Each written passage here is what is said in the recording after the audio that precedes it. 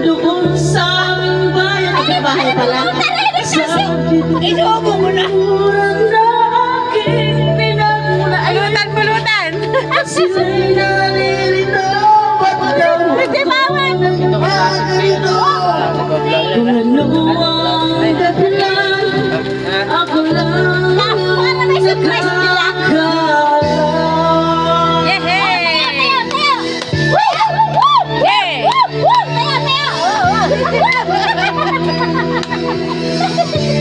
Basta ka na!